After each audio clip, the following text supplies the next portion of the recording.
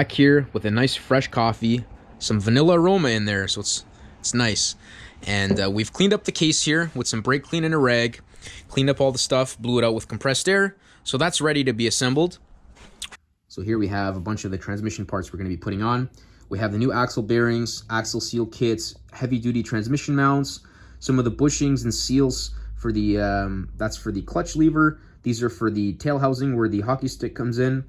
2 new fulcrum plates we needed, 2 billet side covers, the gasket set, the spider gears, and we have the MP Super Diff. We have the gear stacks here. We've taken a look at it. The reverse gear has a little bit of wear on the leading edge of the teeth. So on the engagement, which means somebody stuffed it into reverse when the transmission was still in movement. These Volkswagen trannies are a little bit picky. Even the front wheel drive stuff, I always put it in second gear before I select reverse, just to ensure all the gears are stopped. If the car's rolling and you stick it into reverse, it's a straight cut gear, so it will usually mess up the leading edge. There's a little bit of wear there. Not alarmed, there's no chipped teeth off of it. It's not gonna pop out of reverse, so it'll be fine. We're gonna run it like that. Synchros look okay, everything else looks fine. So here we go. There is, we have the spring, we have the 4th gear, just gonna go on there, and then we have a spacer. So you can see the groove here for this circlip. So in order to do that as well, we have to install the shifter fork, because this shift fork gets placed onto this rod here. You can see I notched this rod, shift rod there, which lines up with the cutout of this shift fork. So we will place this shift fork into the selector hub, right, just like that. We're gonna put both shafts together, we're gonna stick them into here, put the whole thing into the press, and then press it together, and I'll come back to you guys when I have the circlip inserted. Let's go.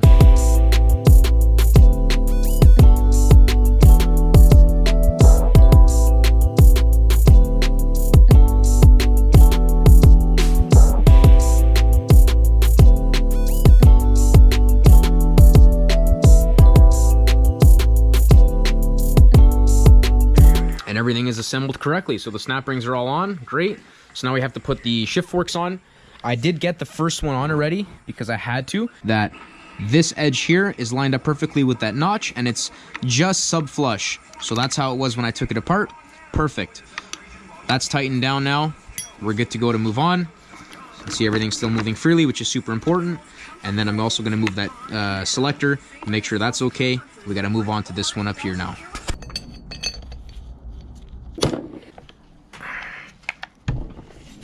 There we go.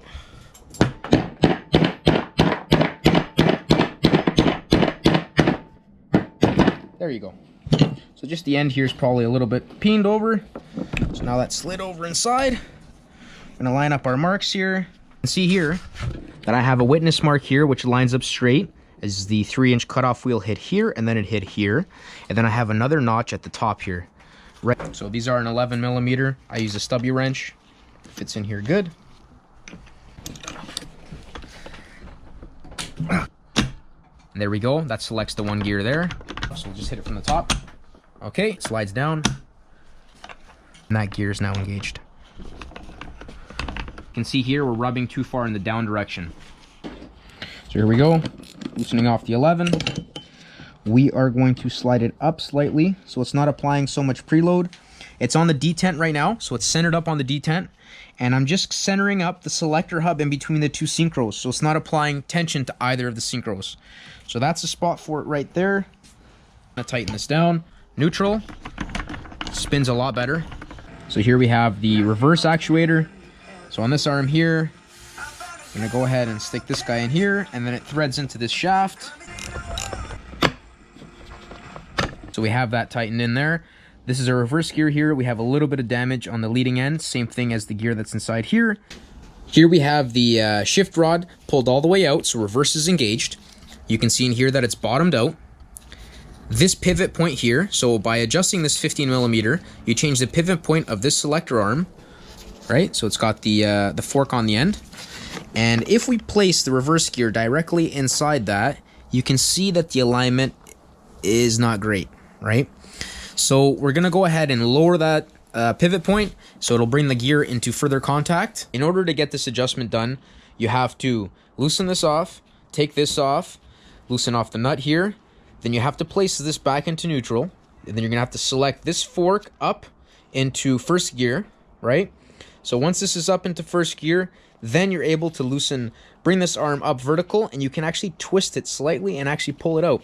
Once it's horizontal, slide it out of the eyelet, and then spin the eyelet up or down, whichever adjustment you need to make, place it back in, twist it up and over, and then get it back into the correct orientation. So that allowed me to do it without having to remove this fork. You can bend it just that slight amount, but this does have to be engaged in first gear. And in order to do that, reverse has to be placed back in neutral. So you have to reverse that procedure at the end so you can finalize your adjustment here and figure it out. So we've done that. We're gonna place this back into the fork.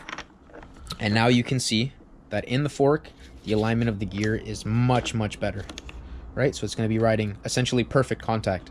And we can go ahead and clean this again one more time, some brake clean, some compressed air, and then just put some oil on all the gears and synchros and stuff. Sprinkle some oil in there. There is a washer that goes on the pinion bearing nut here. So that goes on there, and then we can slide this into the case. We should have no issues there. So let's go ahead, clean this up. Let's get to it. This is the shaft that the reverse gear rides on. We're gonna go ahead and apply some oil to these surfaces. We're gonna slide it in there. And then on the inside of where the differential goes, so you can see inside there, the shaft protrudes. That's where that small gear that I initially took off goes. So that's where this guy goes. There's a washer and there is a circlip. So that's gonna be placed on the inside, and that holds that shaft in place. There's nothing that holds this in place. What I will do is add a bunch of grease on here so it acts as like a glue almost. And that holds that in place there. And then I'm gonna have to hold this gear in here as well. And we're gonna have to be very gentle with the installation. So we're gonna have to make sure that it doesn't come off the shift fork and it does engage with the splines of that gear. So we'll probably prop this up, hold it vertical, and we're gonna slide the case over top of this assembly, and hopefully it engages on the first try. If not, we're gonna have to try a few times and get it to engage. I just installed that shaft there for the reverse gear, and it was a bit of a pain in the ass to get this snap ring in, but we got it. Pop that sucker out, place a new one in there, put some oil on the seal, and slide the shaft back in it. Let's go.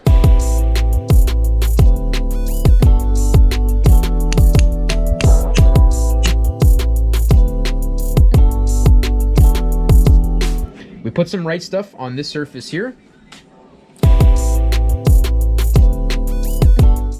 Right now, I believe this bearing is holding us up, so I'm gonna flip the case around, and then I'm gonna start whacking the rear part of the case. So the reverse gear is already engaging, so we're good with that.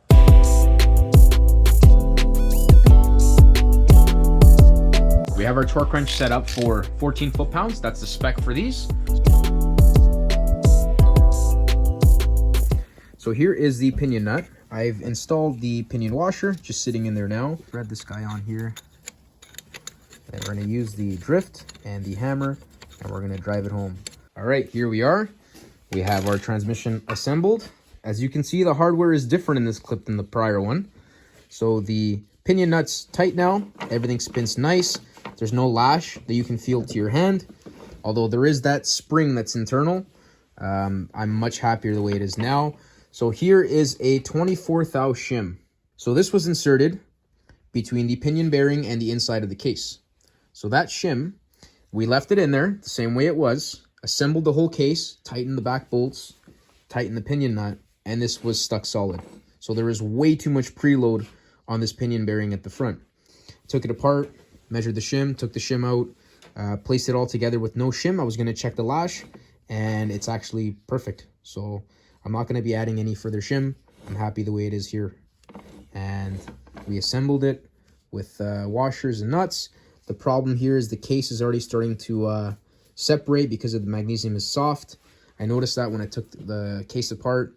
So this repeated assembly and disassembly is not favorable. The steel plate provides a hard surface between the front main shaft bearing and the soft magnesium nose cone. That extends the life of the case. So there you go, 40 thou, remove 40 thou from the surface, and that's that. There's our plate. Here we are with the nose cone. We've removed the material we needed to remove. we fit the plate in between the nose cone and the transmission case. We measured the continuity on the reverse switch, placed it in reverse, placed it back in neutral. Everything works perfect. So now we're gonna go ahead, replace the seals in the nose cone, and put the hockey stick back in it, and change the bushing inside as well. Before we do that, we're gonna go ahead and prep it. We're gonna put a thin film of silicone on here, as well as on the plate, and we're gonna bolt it all together. The nose cone is bolted on. We have that reinforcement plate in between, silicone on both sides of it. So that's torqued down to spec. Hockey stick's installed, the transmission mount's installed. The transmission is now done. We're going to be showing you the modifications to the billet side covers, super diff install, as well as the swing axle installation in the next video. So part 3, you'll get all of that. This is it for this video. Thank you, comment, like, subscribe. Hopefully you guys got to see something here that's new, and good luck with your projects. Cheers.